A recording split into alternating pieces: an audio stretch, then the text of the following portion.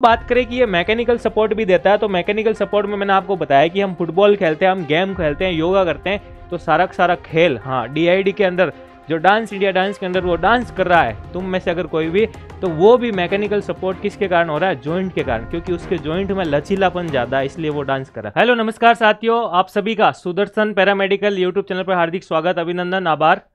मैं आपके बीच राम सैनी, और आज अपन पढ़ने वाले हैं एनाटॉमी की नेक्स्ट क्लास, जिसके अंदर अपन जॉइंट के बारे में बात करेंगे।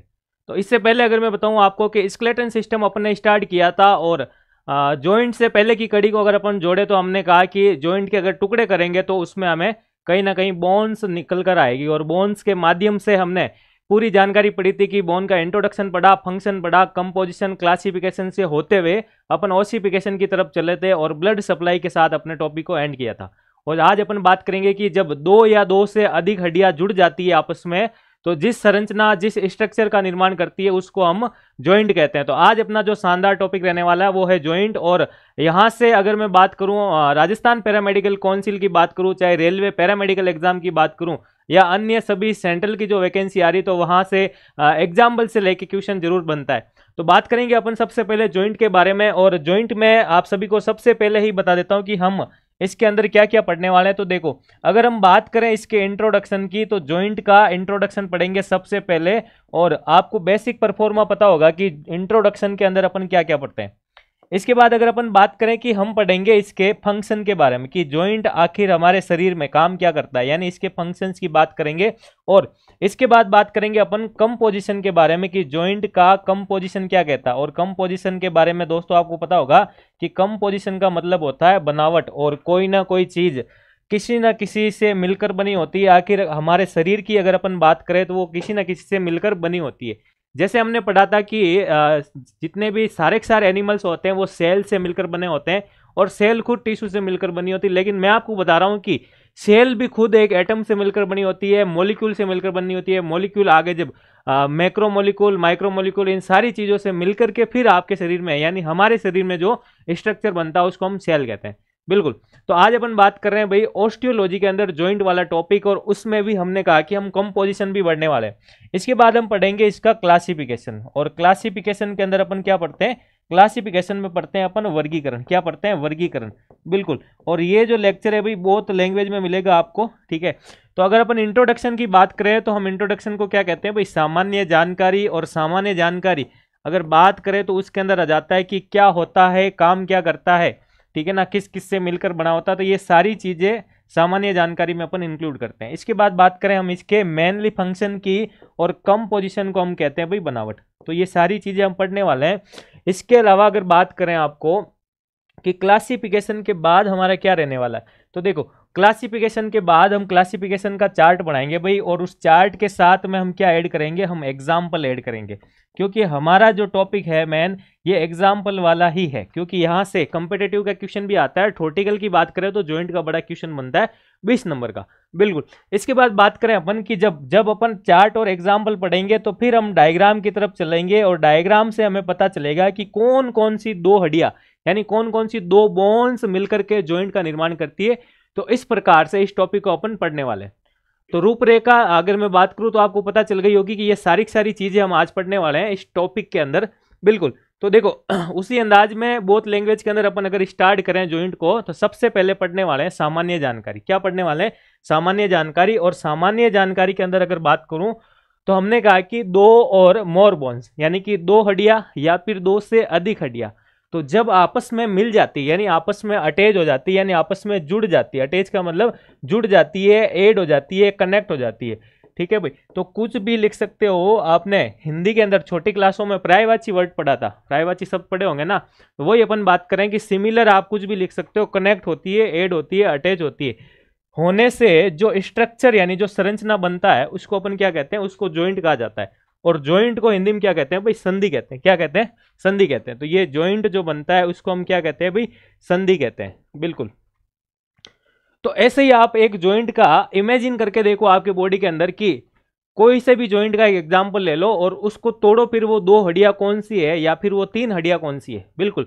तो अगर मैं आप लोगों के बीच में अगर सोचूं कि मेरे जॉइंट की बात करूं तो मैं नी जॉइंट को ले लेता हूं, ठीक है ना। नी जॉइंट की बात कर लूँ, रिस्ट जॉइंट आ गए, एल्बो जॉइंट आ गई, ये सारे के सारे हड्डियां जो मिलकर के जॉइंट बनाती है उनको हमने नाम दे दिया। बिल्कुल इजी टॉपिक है आपको। और नी जॉइंट का मैंने कहा तो उसमें हड्डियां आ गई, जैसे बात करें हम कि फीमर आ जाती है, टिबिया फिबुला आ जाती है। तो इस प्रकार से अगर आपको 206 हड्डियां याद होगी तो आप जॉइंट की तरफ जा पाओगे। बिल्कुल। तो देखो बात करें अगर अपन की जॉइंट क्या होता है, तो जॉइंट एक प्रकार का एक डिवाइस होता है जो क्या करता है, हमारे शरीर में मूवमेंट्स के लिए परमिशन देता है। मूवमेंट्स का मतलब यानी कि गति करने के लिए क्या करता है, ये परमिशन अनुमति देता है भाई। अगर जॉइंट्स नहीं रहते हैं तो हम गति नहीं कर पाते। यानी अगर मैं वॉकिंग करता हूं मॉर्निंग में तो जॉइंट कंपलसरी है, और अगर मैं फुटबॉल खेल रहा हूं, अगर बैडमिंटन खेल रहे हो, क्रिकेट खेल रहे हो, कुछ भी करो, एनीवन आप किसी भी तरह का अगर मूवमेंट कर रहे हो तो वहां पे जॉइंट का रोल आना ही है। बिल्कुल। अगर अपन बात करें कि यह और क्या काम करता है, तो देखो यह स्केलेटन यानी कि कंकाल तंत्र को एक साथ क्या करता है भाई, जोड़कर रखता है। और जॉइंट हमारे बॉडी को मैकेनिकल सपोर्ट प्रोवाइड करते हैं। क्या करता है, मैकेनिकल सपोर्ट। तो यहां से देखो खूब सारी चीजें आपके पास निकल के आ गई कि एक तो ये अब अटैच होने से जो संरचना बनती है, दूसरा आ गया कि ये हमें क्या देता है भाई, ये हमें देता मूवमेंट देता है। इसके बाद हमने कहा कि ये क्या करता है, पूरे पूरे स्केलेटन को एक साथ जोड़ के रखता है। तो एक बार जस्ट इमेजिन करके देखो कि अगर हमारे शरीर में जॉइंट नहीं होता तो क्या होता। तो देखो अगर जॉइंट नहीं होता तो ये हड्डियां सारी की सारी सेपरेट रहती, यानी अलग अलग रहती, आपस में जुड़ी हुई नहीं रहती। और हड्डियां जब सेपरेट रहती तो क्या हमारे शरीर का स्केलेटन बनता, क्या ये ढांचा जो आपको दिखाई दे रहा है ये बनता, नहीं बनता। यानी हमारा शरीर जो है वेटलेस रहता। बिल्कुल। और अपन आपने देखा होगा कि एक फुटबॉल के अंदर कुछ नहीं रहता लेकिन हवा भरी हुई रहती है, और जैसे ही अपन उसको किक मारते हैं तो वो क्या करती है, एक जगह से दूसरे जगह पर चली जाती है। तो वैसे ही अगर ये हड्डियां नहीं होती हमारे शरीर में तो बिल्कुल शरीर अपना कैसा होगा, वेटलेस होता। तो कहीं ना कहीं हम कह सकते हैं कि अगर हड्डियां है हमारे शरीर में तो ये हमें साइज और शेप प्रोवाइड कर रही है, यानी स्केलेटन बना रही है, वेट प्रोवाइड कर रही है। तो सारी चीजें आपको समझ में आ गई होगी। अब बात करें कि ये मैकेनिकल सपोर्ट भी देता है, तो मैकेनिकल सपोर्ट में मैंने आपको बताया कि हम फुटबॉल खेलते हैं, हम गेम खेलते हैं, योगा करते हैं, तो सारा का सारा खेल, हाँ डीआईडी के अंदर जो डांस इंडिया डांस के अंदर वो डांस कर रहा है, तुम में से अगर कोई भी, तो वो भी मैकेनिकल सपोर्ट किसके कारण हो रहा है, जॉइंट के कारण, क्योंकि उसके जॉइंट में लचीलापन ज्यादा है इसलिए वो डांस कर रहा है। बिल्कुल। आगे अगर अपन बात करें भाई कि जॉइंट बॉडी में क्या बनाता है, केविटी बनाता है। और ये मैंने पहले ही पढ़ाया था आपको कि अगर कहीं पर भी केविटी बन रही है, यानी केविटी का मतलब मैंने आपको कहा था हिंदी में इसको कहते हैं गुहा, और गुहा हमेशा खोखली होती है। तो मैंने एग्जाम्पल भी दिया था आपको कि अगर आप कटोरा लेके निकलते हो रास्ते में तो आपको कोई ना कोई शाम तक सिक्का दे ही देगा, यानी आपकी कटोरी, आपकी गुहा कभी खाली नहीं रहेगी, यानी उसके अंदर कुछ ना कुछ होगा। इट मीन्स हमने पढ़ा था कि इस केविटी के अंदर क्या पाया जाता है, इस केविटी के अंदर इंटरनल ऑर्गन पाए जाते हैं। तो देखो, तो केविटी की बात करें तो एक आ जाती है आपके क्रेनियल, ठीक है ना, यहाँ पे आएगा क्रेनियल केविटी आ जाती है, थोरेसिक केविटी आ जाती है, और एब्डोमिनल केविटी आ गई, पेल्विक केविटी। बिल्कुल। तो देखो क्रेनियम केविटी की अगर अपन बात करें तो क्रेनियम केविटी के अंदर कुछ ना कुछ पाया जाता है। तो हम बात करें कि हमारा जो ब्रेन है, यानी हम जिसको कंट्रोलर कहते हैं, हमारा जो कंप्यूटर है, वो क्रेनियम केविटी के अंदर पाया जाता है। इससे पहले मैंने आपको बताया था कि क्रेनियम केविटी के अंदर 8 हड्डियां होती है, 8 बोन्स जो होती है वो मिलकर के क्रेनियम केविटी बनाती है। और उसके बाद जब अगर हम थोरेसिक केविटी की बात करें भाई, तो थोरेसिक केविटी किससे मिलकर बनती है, तो इसके अंदर रिप्स आ जाती है, आपको पता होगा रिप्स आ जाती है, इसके अंदर स्टर्नम आ जाती है, यानी ये पसलिया, ये स्टर्नम मिलकर के कौन सी केविटी बनाती है, थोरेसिक केविटी बनाती है। और थोरेसिक केविटी के अंदर कौन सा ऑर्गन पाया जाता है, तो हमारे जो फेफड़े हैं, लंग्स हैं। और इसके बाद बात करें कि जो हृदय है वो सारे के सारे किस में पाए जाते हैं भाई, थोरेसिक केविटी। और थोरेसिक केविटी को हिंदी में क्या कहते हैं, वक्सीय गुहा। इसके बाद बात करें कि एब्डोमिनल केविटी आ जाती है, तो एब्डोमिनल केविटी नाम से पता चल रहा है, एब्डोमन यानी पेट से संबंधित, तो पेट में अपना स्टोमक आ जाता है, छोटी आंत आ जाती है, और लीवर आ जाता है, गोल ब्लैडर आ जाता है, पेनक्रियाज आ जाता है। ये सारी सारी चीजें किस में आ जाती है, एब्डोमिनल केविटी। और फिर हम बात करें नीचे का पोर्शन जिसको हम कहते हैं पेल्विक केविटी, तो इसके अंदर हमारे रिप्रोडक्टिव ऑर्गन आ जाते हैं, जैसे कि मेल रिप्रोडक्टिव, फीमेल रिप्रोडक्टिव, जितने भी ऑर्गन है। तो मेल रिप्रोडक्टिव ऑर्गन की अगर मैं बात करूं तो उसमें आ जाता है क्या, उसमें अगर बात करें पेनिस आ जाता है, टेस्टिस आ जाता है, ये सारे के सारे नीचे वाले पार्ट में यानी पेल्विक केविटी में पाए जाते हैं। इसके साथ ही मैं बात करूं अपना यूरिनरी ब्लैडर यानी पेशाब की थैली जिसको मूत्राशय कहते हैं, वो भी पेल्विक केविटी के अंदर आ जाता है। इसके अलावा अपन एक्सक्रेटरी सिस्टम की ओर चले तो रेक्टम वाला पार्ट भी किसमें आ जाता है भाई, पेल्विक केविटी में आ जाता है। बिल्कुल। फिर हमने कहा कि इस केविटी के अंदर क्या पाया जाता है भाई, इस केविटी के अंदर इंटरनल ऑर्गन पाया जाता है। क्या पाया जाता है? Internal organ. अर्थात ये लाइन आ गई भाई, हमने कहा ना कि ये जॉइंट हमारे शरीर में इंटरनल ऑर्गन की क्या करते हैं? सुरक्षा करते हैं। यानी ये क्या करते हैं भाई? ये काम करते हैं भाई प्रोटेक्शन का। क्या काम करते हैं? प्रोटेक्शन का काम करते हैं। चलो इसके बाद देखो इसके बाद एक लाइन कह रही है आपको कि नोट लगा के लिखना आपको कि थोरेसिक कैविटी में प्रेजेंट जॉइंट जो होते हैं वो क्या करते हैं? रेस्पायरेशन में हेल्प करते हैं। क्या करते हैं? रेस्पायरेशन को हम क्या कहते हैं? श्वसन कहते हैं। क्या कहते हैं भाई? श्वसन। और श्वसन की प्रक्रिया में क्या करते हैं? हेल्प करते हैं। और श्वसन का मतलब क्या होता है? यानी सांस को अंदर लेना और बाहर निकालना। ये प्रक्रिया क्या कहलाती है? रेस्पायरेटरी। हम जब रेस्पायरेटरी सिस्टम पढ़ेंगे तो वहां ये भी पढ़ेंगे कौन कौन से ऑर्गन से मिलकर रेस्पायरेटरी सिस्टम बना। चलो अब बात करें कि जॉइंट हमारे बॉडी में लगभग कितने होते हैं भाई, तो 230 जॉइंट हमारे शरीर में क्या होते हैं? प्रेजेंट होते हैं। और एक नॉर्मल जॉइंट की अगर मैं बात करूं तो देखो, एक हड्डी यहाँ पे ये आ गई और एक बोन यानी दूसरी हड्डी ये आ गई, तो दो हड्डियां मिलकर के ये जो जॉइंट बना रही है, यानी ये जो स्ट्रक्चर एक डिवाइस बना रही है, ये क्या भाई? यही तो अपना क्या है? जॉइंट है। तो ये सारी की सारी बेसिक इंफॉर्मेशन हमने क्या पढ़ी थी? जॉइंट के बारे में पढ़ी थी। इसके अलावा अगर अपन बात करें भाई, इसके अलावा बात करें कि सर हमारे शरीर के अंदर जॉइंट कितने होते हैं, तो हमारे शरीर में जॉइंट होते हैं भाई 230 जॉइंट होते हैं। कितने होते हैं? 230 जॉइंट। तो ये सारे के सारे 230 जॉइंट मिलकर के हमारे शरीर में सर आखिर क्या काम करते हैं, तो बिल्कुल आप देखिएगा ये जॉइंट क्या काम करता है। तो हम बात करें अगर इन जॉइंट की अगर बात करें तो सबसे पहला ये आ गया कि ये स्केलेटन को यानी ये कंकाल तंत्र को क्या करते हैं भाई? ये कंकाल तंत्र को जोड़ कर रखते हैं। क्या करते हैं? कंकाल तंत्र को जोड़ कर रखते हैं। इसके अलावा ये बोन के लेंथ को इंक्रीज करने में हेल्प करते हैं। क्या करते हैं? बोन के लेंथ को, ठीक है ना, लेंथ को इंक्रीज करने में क्या करते हैं भाई? हेल्प करते हैं। और अगर मैं बोल रहा हूं यानी ये स्पीच में भी हेल्प करता है। अगर मैं बोल रहा हूं आवाज निकल रही है तो ये किसका काम है भाई? तो ये सारा का सारा काम इन जॉइंट का ही है। इसके अलावा बात करें कि रेस्पायरेटरी के मूवमेंट में हेल्प करता है। अभी अपन ने पढ़ा था थोरेसिक कैविटी क्या काम करती है? रेस्पायरेशन में हेल्प करती है। और इसी के साथ बात करें कि ये स्टेबिलिटी प्रदान करता है। स्टेबिलिटी का मतलब ये स्थिरता प्रदान करते हैं। क्या करते हैं भाई? स्थिरता प्रदान करते हैं। फिर हमने पढ़ा था इसके इंट्रोडक्शन में कि ये मैकेनिकल सपोर्ट प्रोवाइड करते हैं। क्या करते हैं भाई? मैकेनिकल सपोर्ट प्रोवाइड करते हैं। तो ये आ गया आपके पास मैकेनिकल सपोर्ट।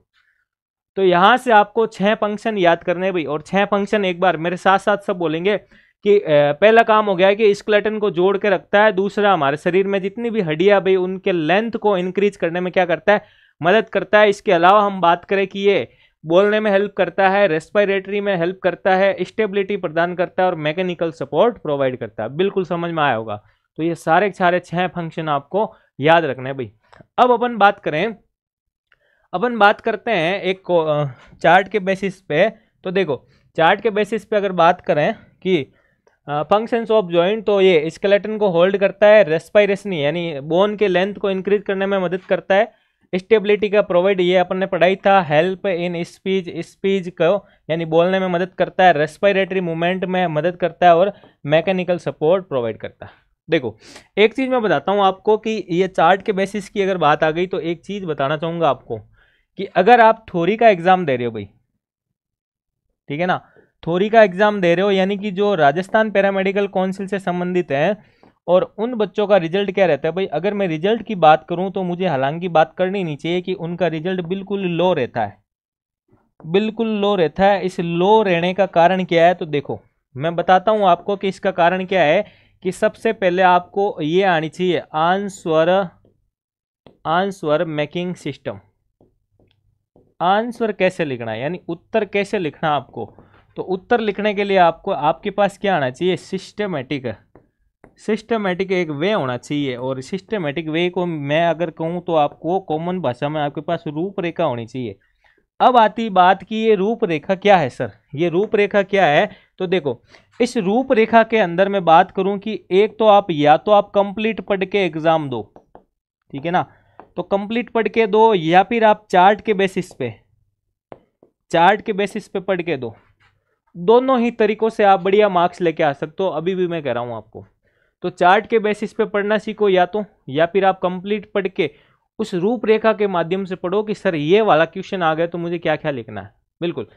तो ये सारी जानकारी आपको मैं बताता रहूँगा। जब टॉपिक खत्म होने के बाद मैं आपको क्वेश्चन बताऊंगा कि ऐसा क्वेश्चन आपका थ्योरेटिकल बनता है और ऐसा क्वेश्चन आपके ऑब्जेक्टिव बनता है। चलो फिर अपन बात करते हैं भाई जॉइंट के क्लासिफिकेशन की। और जॉइंट के क्लासिफिकेशन की अगर अपन बात करें तो देखो, क्लासिफिकेशन ऑफ जॉइंट की बात करूं तो ये 4 प्रकार का होता है। कितना प्रकार का होता है भाई? 4 प्रकार का होता है। जैसा हमने बोन के अंदर भी पढ़ा था कि वो भी 4 प्रकार का था। तो सबसे पहला आ गया यहाँ पे स्ट्रक्चरल क्लासिफिकेशन। क्या आ गया?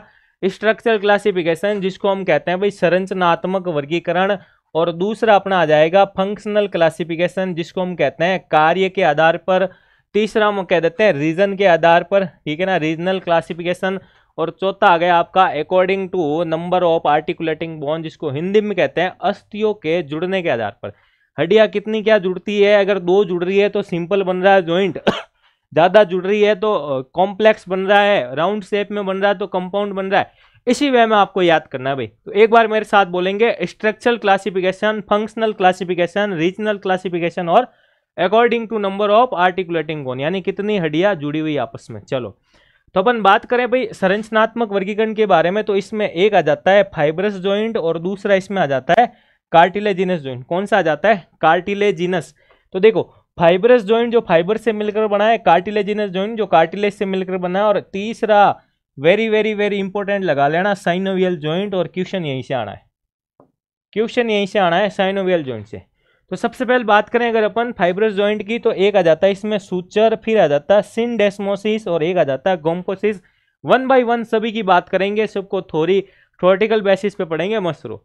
इसके बाद बात करें कार्टिलेजिनस जॉइंट, जो 2 प्रकार का होता है, प्राइमरी कार्टिलेजिनस जॉइंट और सेकेंडरी। तो प्राइमरी और सेकेंडरी, प्राइमरी और सेकेंडरी याद रह जाएगा आपको। और साइनोवियल जॉइंट को अपन अलग से पढ़ने वाले हैं। बात करेंगे अपन फंक्शनल क्लासिफिकेशन, यानी कार्य के आधार पर। एक आ जाता है सिन अर्थरोसिस, एम्पी अर्थरोसिस और डाई अर्थरोसिस। तो ये 3 प्रकार का जॉइंट होता है। और तीसरा हम अगर बात करें रीजनल क्लासिफिकेशन में, आ जाता है आपका skull type joint, vertebral type joint, और तीसरा आ जाता है आपका लिम्स टाइप जॉइंट। तो स्कल के अंदर जो जॉइंट है वो रीजनल में आ जाएगा, वर्टिब्रा के बीच में जॉइंट बन रहा है तो रीजनल आ जाएगा। और लिम्स टाइप की बात करूं, यानी अपर लिम्स और लोअर लिम्स वाला जॉइंट है, वो किस में आ जाएगा भाई? वो आ जाएगा आपके लिम्स टाइप, यानी रीजनल क्लासिफिकेशन में। और according to number of articulating bone में आपको पता ही है, सिंपल जॉइंट, कंपाउंड जॉइंट और कॉम्प्लेक्स, यानी ये 3 प्रकार का होता है। बिल्कुल। तो देखो यहां से क्वेश्चन कैसा बनना मैं अभी बता देता हूं आपको, कि यहां से क्वेश्चन जो आएगा भाई वो साइनोवियल जॉइंट से संबंधित क्वेश्चन आता है। या फिर अगर मैं बात करूं तो लोअर लिम्ब और अपर लिम्ब वाले क्वेश्चन ज्यादा आते हैं भाई। तो देखो लोअर लिम्ब के अंदर कौन सा जॉइंट आता है? लोअर लिम्ब वाले पोर्शन की बात करें तो यहाँ पे आपको हिप जॉइंट मिल जाएगा, यहाँ पे आपको नी जॉइंट मिल जाएगा। और अपर वाले पार्ट की बात करें तो यहाँ पे एल्बो जॉइंट भी मिल जाएगा, तो यहाँ पे आपको शोल्डर जॉइंट भी मिल जाएगा। बिल्कुल। तो देखो सबसे पहले अगर अपन बात करें कि स्ट्रक्चरल क्लासिफिकेशन, यानी संरचना के आधार पर हम बात करें, संरचना के आधार पर हमारा जॉइंट कितना प्रकार का होता है भाई? तो संरचना के आधार पर जॉइंट होता है भाई 3 प्रकार का। कितने होता है? संरचना के आधार पर 3 प्रकार के जॉइंट होते हैं। एक आ जाता है फाइब्रस जॉइंट, कार्टिलेजिनस जॉइंट और साइनोवियल जॉइंट।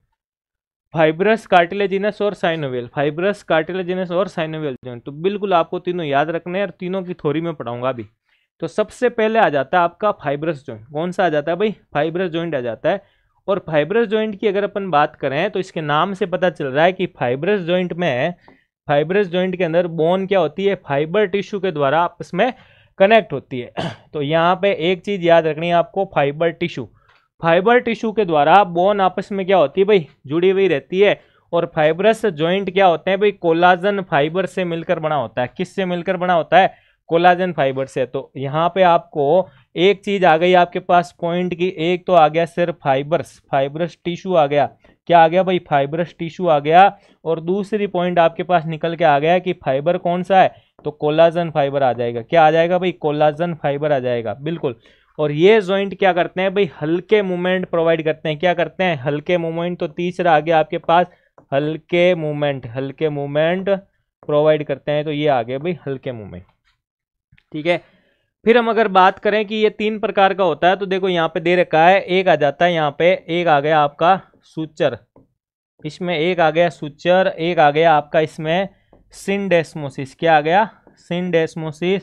और एक आपके पास आ गया यहाँ पे गोम्पोसिस। क्या आ गया भाई?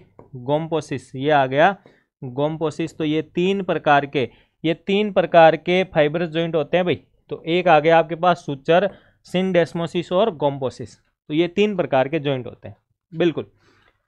तो वन बाय वन सभी की बात करें अगर अपन कि फाइब्रस जॉइंट तीन प्रकार का होता है, जिसमें हमने एक पढ़ा है सूचर, सिंडेस्मोसिस और गोम्पोसिस के बारे में। तो देखो यहाँ पे सूचर की बात करूँ तो सूचर अपने स्कल में पाया जाता है। ये एक जो जिग जैग स्ट्रक्चर बन रही है भाई, यानी ये सूचर की बात कर रहा हूं मैं। तो सूचर हमारे स्कल के अंदर पाया जाता है। और सूचर का स्ट्रक्चर कैसा होता है, तो ये जिग जैग स्ट्रक्चर में होता है। कैसा होता है, जिग जैग स्ट्रक्चर। और जिग जैग स्ट्रक्चर को हिंदी में क्या कहें अपन कहें कि वक्राकार। अरे टेढ़ी मेढ़ी रेखा को क्या कहते हैं, टेढ़ी मेढ़ी रेखा, ठीक है ना, वक्राकार आ गई। और यहाँ पे अगर बात करें सिंडेस्मोसिस की, तो सिंडेस्मोसिस इन्होंने दिया है कि रेडियस जो हड्डी होती है भाई, रेडियस और अल्ना के बीच में, रेडियस और अल्ना के बीच में जो जॉइंट बनता है, ये आ गया आपका रेडियस और अल्ना।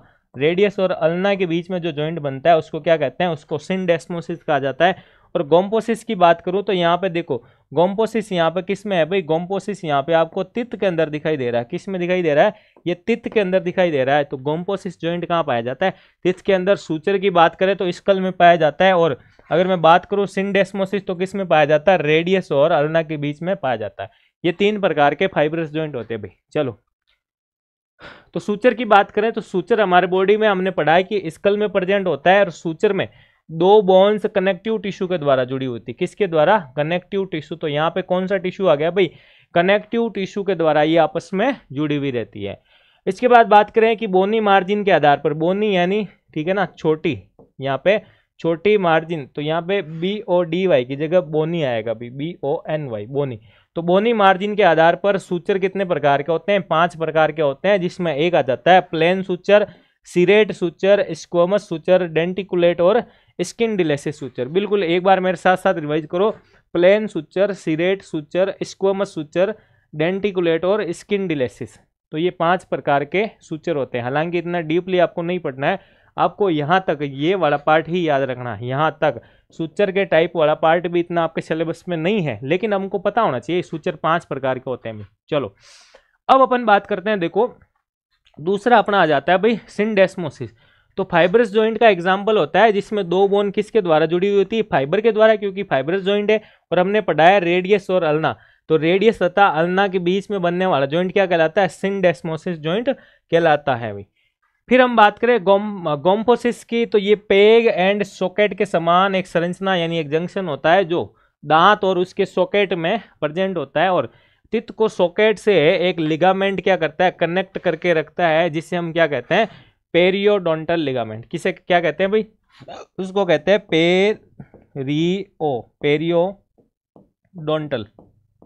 Periodontal ligament.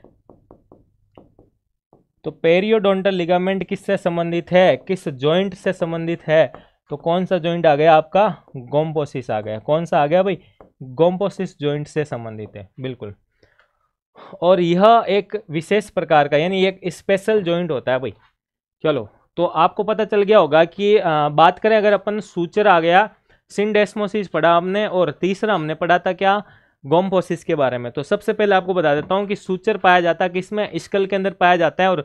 और अगर अपन बात करें सिंडेस्मोसिस की तो रेडियस और अल्ना के बीच में पाया जाता है। और गोम्पोसिस की अगर मैं बात करूं तो ये किस में पाया जाता है भाई, ये डेंटल यानी दांतों के अंदर पाया जाता है। चलो फिर हम बात करते हैं कार्टिलेजिनस जॉइंट की। तो देखो कार्टिलेजिनस जॉइंट की एक ही विशेषता आ रही है कि सर अगर हम बात कर रहे हैं कार्टिलेजिनस, तो यहाँ पे हमें पता चल रहा है कि सर इसके अंदर क्या छुपा हुआ है, इसके अंदर इसका जवाब छुपा हुआ है। क्या छुपा हुआ है, इसका जवाब कि ये कार्टिलेज से मिलकर बना है।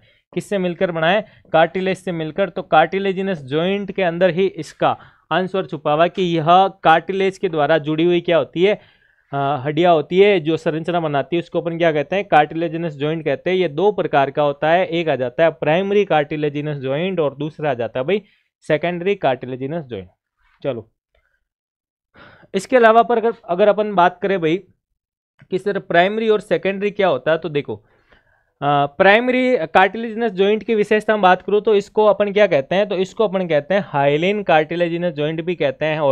और इस जॉइंट में बोन क्या होते हैं, हाइलिन कार्टिलेज के द्वारा कनेक्टेड रहते हैं, जो क्या करते हैं, स्लाइटली मूवमेंट प्रदान करते हैं। और सबसे बड़ी विशेषता इसकी ये आ रही कि प्राइमरी जो होते हैं वो क्या होते हैं, टेम्पोररी होते हैं भाई। प्राइमरी जो क्या होते हैं, प्राइमरी होते हैं भाई टेम्पोररी। क्या होते हैं भाई, प्राइमरी होते हैं टेम्पोररी। ये आगे तो प्राइमरी टेम्पोररी है, तो सेकेंडरी क्या होते हैं, तो सेकेंडरी आ जाएंगे परमानेंट। क्या आ जाएंगे, परमानेंट। ये हो गए परमानेंट। चलो तो दो चीज़ें आपको समझ में आ गई। तो यहाँ पे आपको याद रखना है PTSP। PTSP ये P जो है, ये P जो है आपका ये ऑपोजिट होना चाहिए। तो प्राइमरी टेम्पोररी होते हैं, सेकेंडरी परमानेंट होते हैं। ठीक है भाई। चलो इसके अलावा बात करें एग्जाम्पल की, तो एग्जाम्पल बनता है भाई एपिफाइजियल प्लेट बिटवीन एपिफाइसिस और डायाफाइसिस। एपिफाइसिस और डायाफाइसिस के बीच में जो जो प्लेट होती है, तो आपको बताता हूँ कि कैसी प्लेट होती है। तो देखो ये आ गई अपनी, क्या आ गई भाई, ये आ गई अपनी लॉन्ग बोन। क्या आ गई, ये आ गई लॉन्ग बोन। और इन्होंने कहा कि एपिफाइसिस और डायाफाइसिस के बीच में, तो देखो भाई अगर हम बात करें कि ये है अपना क्या, ये हमने कहा कि सर हम बोन के अंदर पढ़ के आए थे, हम इसको क्या कहते हैं, हम इसको अपर पार्ट कहते हैं और इसको हम क्या कहते हैं, इसको लोअर पार्ट कहते हैं। तो यहाँ पे मैं पूरी डिटेल में लॉन्ग बोन की बात नहीं करूँगा भाई, क्योंकि मैंने आपको पढ़ा रखा है। मैं बिल्कुल ये बता रहा हूँ कि ये जॉइंट कहाँ पाया जाता है। तो हमने कहा कि अपर पार्ट वाले पार्ट को एपिफाइसिस भी कहते हैं। क्या कहते हैं, एपिफाइसिस भी कहते हैं। और मैं बात करूँ कि यहाँ पे एपिफाइजियल प्लेट की बात करें तो इसके जस्ट नीचे एपिफाइजियल ये प्लेट पाई जाती है। क्या पाई जाती है, एपिफाइजियल प्लेट। तो ये आ गई आपकी एपिफाइजियल प्लेट ऑफ कार्टिलेज, यानी ये कार्टिलेज से मिली हुई, कार्टिलेज से बनी हुई प्लेट होती है। इसके अलावा बात करें कि हमने कहा कि सर ये जो होती है, यानी ये वाला पार्ट होता है अपर पार्ट, जिसको हम एपिफाइसिस कहते हैं। और हमने कहा कि एपिफाइजियल प्लेट बिटवीन एपिफाइसिस और डायाफाइसिस। तो जो ये एपिफाइजियल प्लेट है और ये किस किस के बीच में है, तो एक एपिफाइजियल प्लेट यहाँ भी आ गई नीचे, ठीक है ना। और इसके अलावा हम बात करें भाई, तो बीच वाले पार्ट को हम क्या कहते हैं, बीच वाले पार्ट को हम कहते हैं सर, बीच वाले पार्ट को हम डायाफाइसिस कहते हैं। क्या कहते हैं, डायाफाइसिस कहते हैं। क्या कहते हैं भाई, डायाफाइसिस। तो ये वाला पार्ट जो है डायाफाइसिस वाला पार्ट आ जाता है। क्या आ जाता है, डायाफाइसिस वाला पार्ट। चलो इसको भी कलरफुल करते हैं, ये वाला पार्ट, ठीक है ना। तो इसका एग्जाम्पल ये कह रहा है अपने को, एग्जाम्पल क्या कह रहा है कि एपिफाइजियल प्लेट जो होती है कार्टिलेज वाली, ये किसका एग्जाम्पल होती है, तो ये प्राइमरी कार्टिलेजिनस जॉइंट का एग्जाम्पल होती है। किसका होती है, प्राइमरी कार्टिलेजिनस जॉइंट का एग्जाम्पल। क्योंकि उसमें कहा है कि एपिफाइसिस और डायाफाइसिस के बीच वाली संरचना, तो ये एपिफाइसिस, ये डायाफाइसिस, इसके बीच में ये एपिफाइजियल प्लेट है, तो ये प्राइमरी कार्टिलेजिनस जॉइंट का एग्जाम्पल है। बिल्कुल। आगे अपन बात करें सेकेंडरी कार्टिलेजिनस जॉइंट, तो इसको हम क्या कहते हैं, इसको फाइब्रो कार्टिलेजिनस जॉइंट कहते हैं। क्या कहते हैं, फाइब्रो कार्टिलेजिनस जॉइंट। और फाइब्रो कार्टिलेजिनस जॉइंट के अंदर दो चीज आ गई भाई, यहाँ पे फाइबर भी आ गया, यानी फाइबर प्लस कार्टिलेज दोनों की बात हो रही है। तो दोनों जब मिल जाएंगे तो बन जाएंगे, क्या बन जाएंगे, फाइब्रो कार्टिलेजिनस। क्या बन जाएंगे, फाइब्रो कार्टिलेजिनस। चलो इसके अलावा बात करें कि इस जॉइंट में बोन क्या होते हैं, फाइब्रस टिश्यू के द्वारा कनेक्टेड रहते हैं और ये परमानेंट होते हैं। अभी हमने बात की थी कि ये वाले जॉइंट कैसे होते हैं, ये परमानेंट होते हैं। कैसे होते हैं भाई, परमानेंट होते हैं। एग्जाम्पल की बात करूँ, इंटरवर्टिब्रल डिस्क, इंटरवर्टिब्रल डिस्क। तो इंटरवर्टिब्रल डिस्क की बात करें, ये आ गई आपके, ये वर्टिब्रा, और इन्होंने कहा कि इंटरवर्टिब्रल, तो वर्टिब्रा के बीच में, यानी कि ये वाला जो जॉइंट बन रहा है, इसको कहा जाता है सेकेंडरी कार्टिलेज। दूसरे इन्होंने कहा कि मेनुब्रियो स्टर्नल जॉइंट। तो देखो स्टर्नम की जो बात करें अपन, स्टर्नम का है, स्टर्नम के अंदर मेनुब्रियम और स्टर्नल के बीच में जो जॉइंट बन रहा है वो किसका एग्जाम्पल है भाई, वो सेकेंडरी, यानी कि सेकेंडरी कार्टिलेजिनस जॉइंट का एग्जाम्पल है। तो आज की क्लास में हमने क्या पढ़ा था भाई, आज की क्लास में अपन ने, अगर मैं बात करूं तो आज की क्लास के अंदर हमने जॉइंट वाला टॉपिक जो स्टार्ट किया था, इस जॉइंट वाले टॉपिक के अंदर हमने क्या पढ़ा, इस जॉइंट वाले टॉपिक के अंदर ही हमने पढ़ा इसका इंट्रोडक्शन। क्या पढ़ा था, इंट्रोडक्शन। और इंट्रोडक्शन के बाद अगर मैं बात करूं कि हमने पढ़ा इसके फंक्शन के बारे में। क्या पढ़ा, फंक्शन के बारे में। फंक्शन के अलावा हम कंपोजिशन की बात करें, और इसके अलावा हम बात करें कि हमने क्लासिफिकेशन का चार्ट देखा, और क्लासिफिकेशन के चार्ट के अंदर भी उस क्लासिफिकेशन के चार्ट को हमने कितने पार्ट में डिवाइड किया भाई, उसको हमने 4 पार्ट में डिवाइड किया। कितने पार्ट में डिवाइड किया? 4 पार्ट में, जिसमें पहला आ जाता है स्ट्रक्चरल क्लासिफिकेशन। कौन सा आ जाता है? Structural classification. और हमने कहा कि स्ट्रक्चरल क्लासिफिकेशन के आधार पर जॉइंट कितने प्रकार के होते हैं? जॉइंट 3 प्रकार के होते हैं, जिसमें एक आ जाता है सूचर, एक आ जाता है इसमें एक अगर अपन बात करें तो एक आ जाता है भाई फाइब्रस जॉइंट। क्या आ जाता है? फाइब्रस जॉइंट आ जाता है। और दूसरा हम बात करें कार्टिलेजिनस जॉइंट, और तीसरे की बात करें इसमें हमने पढ़ा साइनोवियल जॉइंट। क्या पढ़ा? Synovial joint. चलो, तो यहाँ तक का हमने पढ़ा है। और साइनोवियल जॉइंट वाला पार्ट जो हम क्या पढ़ेंगे भाई, नेक्स्ट वीडियो के अंदर पढ़ने वाले हैं। किस में पढ़ने वाले हैं? नेक्स्ट क्लास के अंदर पढ़ने वाले हैं। बिल्कुल। तो यहाँ तक आपको लेक्चर समझ में आया होगा बिल्कुल। और अगर आपने पहले वाले लेक्चर नहीं देखे बोन वाले, तो वो देख के फिर आप इस क्लास को लेंगे तो भाई आपको अच्छे से समझ में आएगा, क्योंकि बोन से ही तो मिलकर के क्या बनती है? बोन से मिलकर के जॉइंट बनता है। बिल्कुल। Thank you.